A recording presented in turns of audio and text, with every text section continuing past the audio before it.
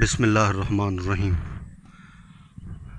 السلام علیکم ورحمۃ اللہ وبرکاتہ۔ میرے محترم ویورز، کیا حال ہیں آپ کے؟ خیریت سے ہیں؟ ٹھیک ٹھاک ہیں؟ طبیعت صحت ٹھیک ہے؟ آپ کی مزاج ٹھیک ہے؟ ماشاءاللہ خیر و عافیت سے ہیں؟ میں اللہ سے امید کرتا ہوں کہ آپ خیریت سے ہوں گے۔ آپ ہمیشہ خوش رہیں، ہنستے رہیں، مسکراتے رہیں۔ اللہ تعالیٰ آپ کو ہمیشہ خوش رکھے، اللہ تعالیٰ آپ سے راضی ہو،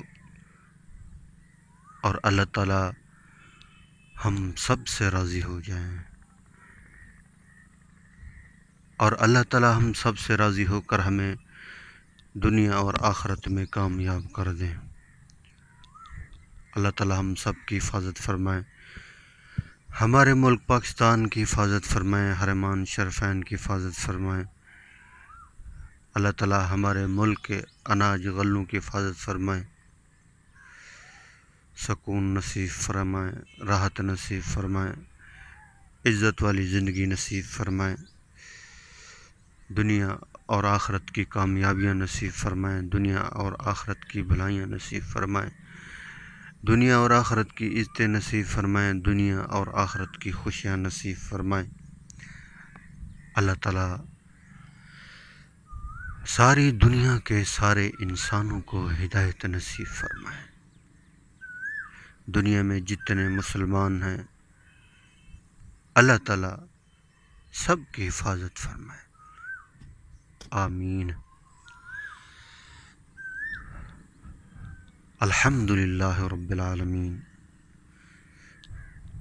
الرحمن الرحیم، مالک یوم الدین، ایاک نعبد و ایاک نستعین، اہدنا الصراط المستقیم، صراط الذین انعمت علیہم غیر المغضوب علیہم ولا الضالین،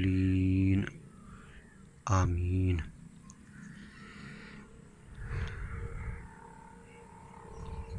اللہ تعالیٰ نے ہر بیماری کا علاج سورۃ فاتحہ کے اندر رکھا ہے۔ یہ فرمان ہے اللہ کے حبیب کا، اور نماز کے اندر بھی پڑھتے ہیں سورۃ فاتحہ۔ جب سورۃ فاتحہ اتری تو شیطان بہت رویا۔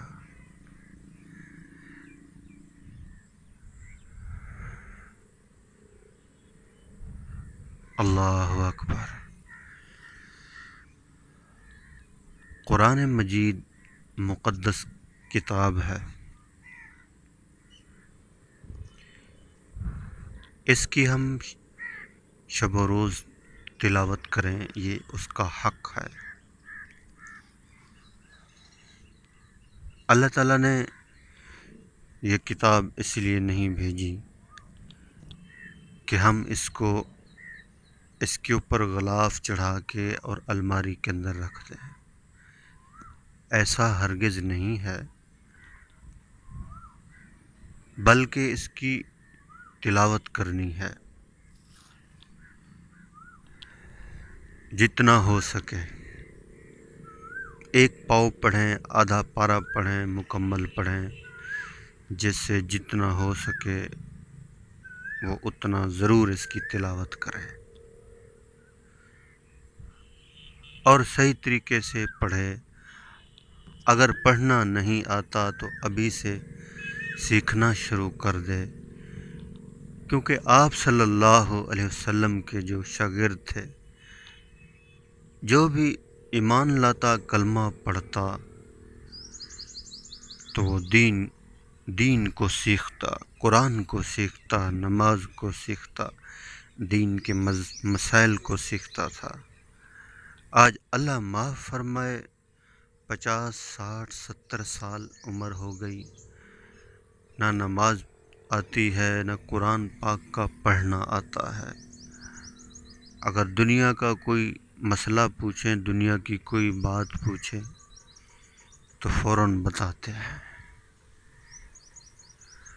اگر سیکھا نہیں ہے تو دین نہیں سیکھا، دین کے مسائل نہیں سیکھے۔ قرآن پاک کی ہر الفاظ کے اوپر 10 نیکیاں ملتی ہیں۔ الف لام میم یہ 3 حرف ہیں اور 30 نیکیاں مل جاتی ہیں۔ ایک حدیث کے اندر آیا ہے کہ جو شخص قرآن پاک کی ایک آیت سیکھے 1000 رکعت نماز نفل سے افضل ہے، اور جو علم کا ایک باب سیکھے تو 1000 رکعت نماز نفل سے افضل ہے۔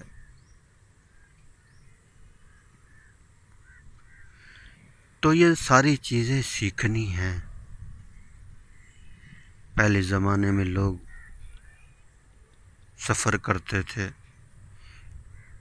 دین کے لیے۔ ایک صحابی ایک ملک سے دوسرے ملک گئے صرف التحیات سیکھنے کے لیے۔ ان کے اندر شوق تھا، طلب تھی، اور ہم اور آپ بھی سفر کر رہے ہیں۔ جو حضرت عمر رضی اللہ تعالیٰ عنہ نے فرمایا، جو جس چیز کے لیے سفر کرتا ہے اسے وہی چیز ملے گی۔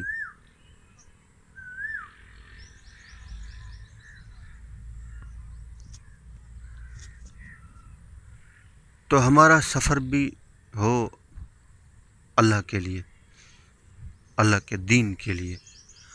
ویسے ہم جاتے ہیں باہر کے ملکوں میں، نیت یہ کر لیں کہ یا اللہ پاک ہم وہاں جا کے تیرے پیغام کو پھیلائیں گے۔ اگر ایک بندہ بھی اگر دین کے اوپر آ گیا تو ہماری نجات کا ذریعہ بن سکتا ہے۔ اللہ معاف فرمائے، ہم نے اس کام کو چھوڑ دیا۔ کتنا بڑا ہمارا نقصان ہو رہا، کتنا بڑا نقصان۔ اگر ہم دین کی محنت کو چھوڑیں گے تو سب سے بڑا نقصان ہماری زندگیوں میں سے دین نکل جائے گا، اور ہماری اولادیں نافرمان ہوں گی، اللہ کی نافرمانی کریں گی۔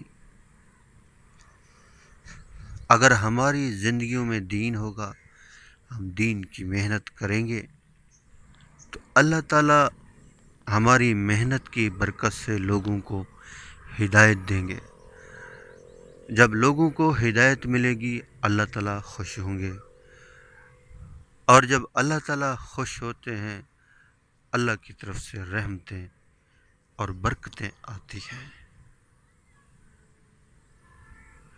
آپ صلی اللہ علیہ وسلم جب رات کو اٹھتے قرآن پاک کی جب تلاوت کرتے تھے تو کفار جو ہے نا وہ آ کر آپ صلی اللہ علیہ وسلم کا قرآن مجید سنتے تھے۔ ایک دن ایسا ہوا کہ سب نے مشورہ کیا کہ آج کے بعد ہم قرآن پاک سننے نہیں جائیں گے۔ پھر رات آئی، آپ صلی اللہ علیہ وسلم اٹھے، قرآن پاک کی جب تلاوت کی تو ان سے رہا نہ گیا۔ پہلے وہ ایک ساتھ آتے تھے، پھر چھپ چھپ کے آتے تھے قرآن پاک سننے کے لیے۔ جس طرح جنات کی ایک جماعت نے قرآن سنا اور ایمان لے آئے۔ ہر لفظ کے پیچھے طاقت ہے۔ الحمدللہ رب العالمین، تمام تعریف اس پروردگار کی جس نے اس ساری کائنات کو بنایا اور سجایا اور اتنے بڑے نظام کو چلا رہے اللہ کی ذات ہے۔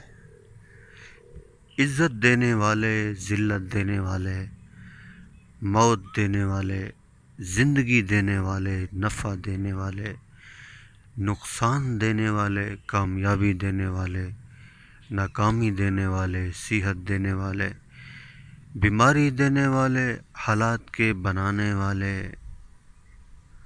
جو انسان اللہ کی نافرمانی کرتا ہے، اللہ کو ناراض کرتا ہے، تو پھر اللہ کی طرف سے خیر کے فیصلے نہیں آتے. اللہ تعالیٰ حالات کو تنگ کر دیتے ہیں، اس کا رزق تنگ کر دیتے ہیں، پریشانیوں میں مبتلا کر دیتے ہیں، بیماریوں میں مبتلا کر دیتے ہیں. اگر پھر بھی وہ اللہ کی نافرمانی میں لگا رہا اور وہ یہ سوچتا ہے کہ یہ پریشانیاں ختم ہو جائیں گی، بعض اوقات یہ کہتا ہے دنیا سے میری جان چھوٹ جائے، دنیا کی پریشانیوں سے میری جان چھوٹ جائے، مجھے موت آ جائے. دنیا میں بھی پریشان، ذلت والی زندگی، اور اللہ تعالیٰ اسے سب سے بڑا دکھ، سب سے بڑی تکلیف موت دے کر اسے جہنم میں ڈال دیتے ہیں. یہ سب دھوکہ ہے، صرف ہماری باتیں ہوتی ہیں کہ اگر وہ جنت میں چلا گیا تو میں بھی چلا جاؤں گا.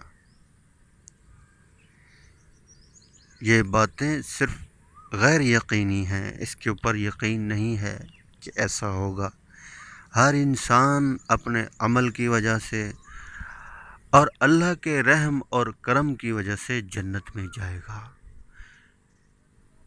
جو جنت کی تیاری کرے گا وہ ضرور جائے گا. جو سفر کی تیاری کرتا ہے وہ منزل کے اوپر پہنچتا ہے، اور جو سوتا رہتا ہے وہ سوتا ہی رہتا ہے. جس طرح کچھوا چلتا رہا اور خرگوش سوتا رہا، کچھوا پہنچ گیا اور خرگوش پیچھے رہ گیا. تو ہم محنت میں لگے رہیں، اعمال کرتے رہیں، انشاءاللہ اللہ کے حکم سے جنت میں پہنچ جائیں گے. کریں ہم تیاری آخرت کی. یہ دنیا چھوٹنے والی ہے، یہاں کچھ نہیں ہے، جو کچھ ہے وہیں ہے. اعلیٰ زندگی بھی وہیں، ہمیشہ رہنے والی زندگی بھی وہیں، شراباً طہورا بھی وہاں، دودھ کی نہریں بھی وہاں، اعلیٰ مقام بھی وہاں، یاقوت اور مرجان بھی وہاں، ہمیشہ ہمیشہ والی زندگی وہاں.